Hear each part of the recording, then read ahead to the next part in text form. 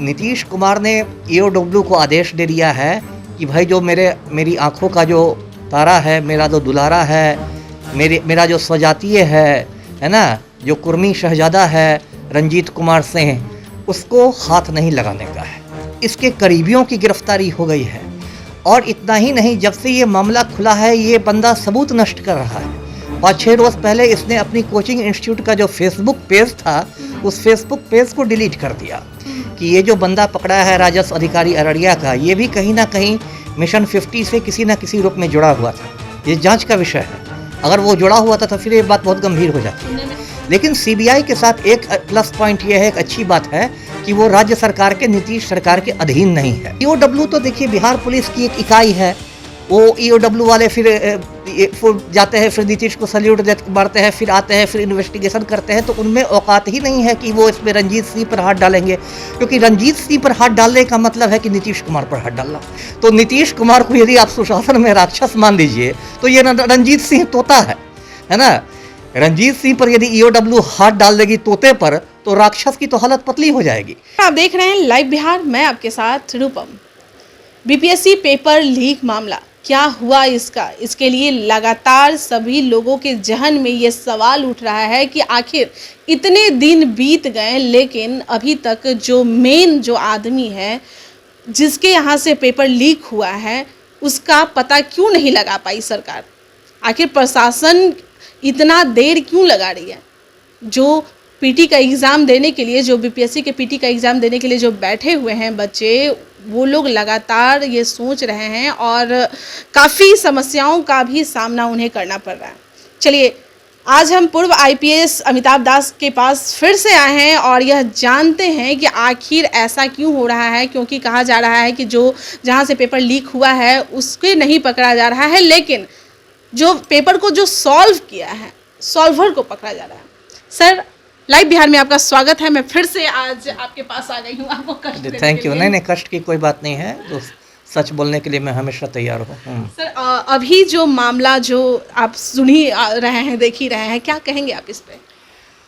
अब इसमें कहने के लिए बच क्या गया है। ये तो सिर्फ बिहार नहीं, पूरा हिंदुस्तान देख रहा है कि किस तरह बीपीएससी का पेपर लीक जो हुआ, इतने बड़े कांड को, इतने गंभीर कांड को इन लोगों ने एक मजाक बना के रख दिया है। अनुसंधान के नाम पर एक खाना पूरी हो रही है, लीपापोती हो रही है और कुछ नहीं हो रहा है। सिर्फ सरकार मामले के ठंडा होने का इंतज़ार कर रही है। मामला ठंडा हो जाएगा 1 महीने में, 2 महीने में मामले को दफना दिया जाएगा। सॉल्वर की बात कर रही है, जो सॉल्व कर रहा है उसे पकड़ रहा है, लेकिन जब तक पेपर कहीं से लीक नहीं होगा तब तक कोई सॉल्व कैसे कर पाएगा? ये क्यों नहीं समझ रही है? नहीं, समझने को लो तो देखिए सभी समझते हैं, लेकिन एक कहावत है कि आप सोए को जगा सकते हैं, आप जगे हुए को नहीं जगा सकते हैं। यदि आप सब समझते हुए भी आप गलत अनुसंधान कर रहे हैं तो उसमें कोई क्या करेगा। जो आपने कहा कि सॉल्वर लोगों की गिरफ्तारियां हो रही है, जबकि अनुसंधान का मुख्य बिंदु होना चाहिए कि बीपीएससी का पेपर लीक किसने किया। सॉल्वर लोगों की बात तो बाद में आएगी कि सॉल्व किसने किया और ये क्या किया। तो उस बिंदु पर कुछ नहीं हो रहा है। और नीतीश कुमार ने ईओडब्ल्यू को आदेश दे दिया है कि भाई जो मेरी आंखों का जो तारा है, मेरा जो दुलारा है, मेरा जो स्वजातीय है ना, जो कुर्मी शहजादा है रंजीत कुमार सिंह, उसको हाथ नहीं लगाने का है। ये नीतीश कुमार ने ईओडब्ल्यू को आदेश दे दिया है।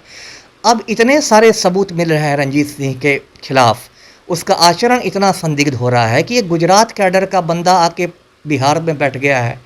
सिर्फ बैठा ही नहीं है, बीपीएससी की कोचिंग चला रहा है, मिशन 50 चला रहा है। सबसे पहले जो पेपर था बीपीएससी का, इसके मोबाइल से भेजा गया नियंत्रक को। इसके करीबियों की गिरफ्तारी हो गई है। और इतना ही नहीं, जब से ये मामला खुला है ये बंदा सबूत नष्ट कर रहा है।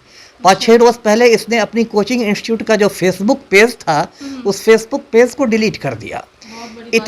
बहुत बड़ी बात है।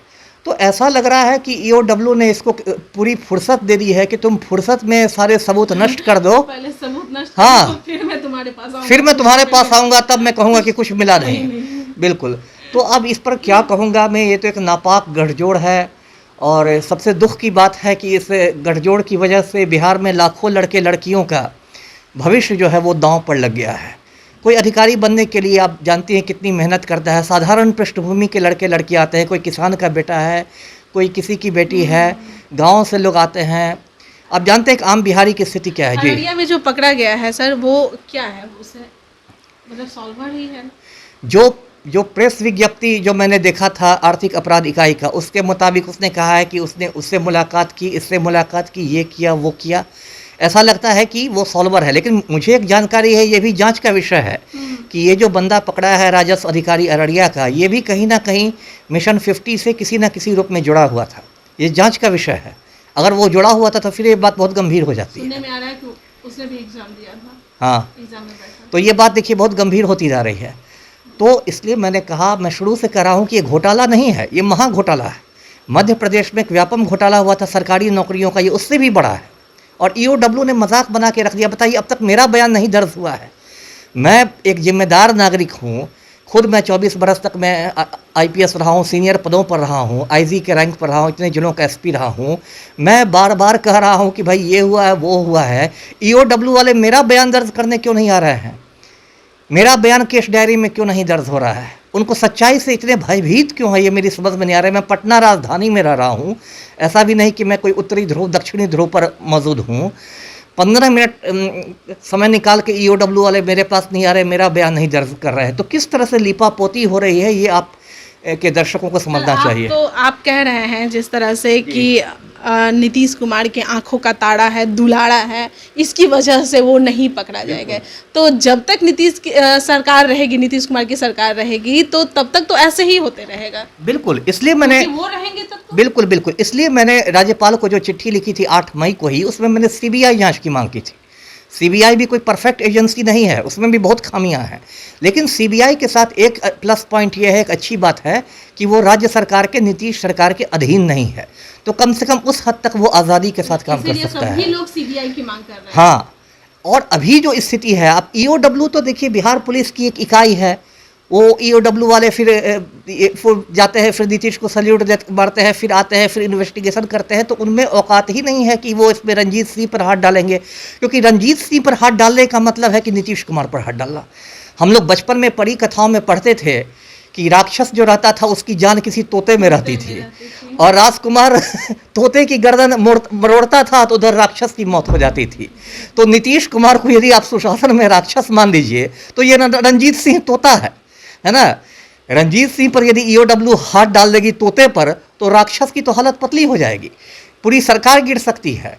तो इसलिए ये एक मतलब पूरा खुला खेल हो रहा है, और नीतीश कुमार को कोई मतलब नहीं। वो तो खीरू महतो खेल रहे हैं। क्या कहते हैं, टोटल की इसे भटकाने की कोशिश की जा रही है, भटकाया जा रहा है, लीपापोती हो रही है, खाना पूरी हो रही है, और मामला के ठंडा होने का वेट किया जा रहा है। मामला ठंडा जाएगा 1 महीने 2 महीने में, लोग थक जाएंगे, फिर कोई सोनू की खबर आएगी, मोनू की खबर आएगी, है ना, रिंकी पिंकी चिंकी, बहुत सारी खबरें आएगी, मीडिया उसके पीछे लग जाएगा, ये मामला दब जाएगा, और तब इस मामले को दफना दिया जाएगा। जी, बहुत बहुत धन्यवाद आपका सर। तो आप सुन रहे हैं, सर ने बहुत अच्छे तरीके से आप लोगों को समझाया है। और बात है जागने की, हर किसी को यह समझना है कि आखिर खेल हो क्या रहा है। छोटे छोटे तबके के लोग पकड़े जा रहे हैं। यहाँ पर आप सोचने की बात है, अगर कोई क्वेश्चन सॉल्व कर रहा है, उसे पकड़ रहे हैं, तो क्वेश्चन लाया कौन? आखिर ये भी बड़ा सवाल उठता है। मैं आपको बता दूं कि अगर क्वेश्चन जब लीक हुई थी, तो जिसके जिसके फ़ोन पे आया था, तो उन लोगों को जांच के लिए बुलाया गया था। दिलीप को भी बुलाया गया था, और भी कई ऐसे पहलू थे इन्हें बुलाया गया था। लेकिन सबसे पहले आईएएस रंजीत कुमार सिंह के पास जब क्वेश्चन आया, तो उन्हें अभी तक जांच के लिए या पूछताछ के लिए क्यों नहीं बुलाया गया? ये बड़ा सवाल उठा है। लेकिन अब सोचने वाली बात है, आप भी सोच सकते हैं कि क्या कुछ हो रहा है, बस इसे भटकाया जा रहा है ये पूरे केस को। देखना यह होगा कि इस केस में अब नया मोड़ कब तक आता है, क्या सच्चाई होती है उस केस में।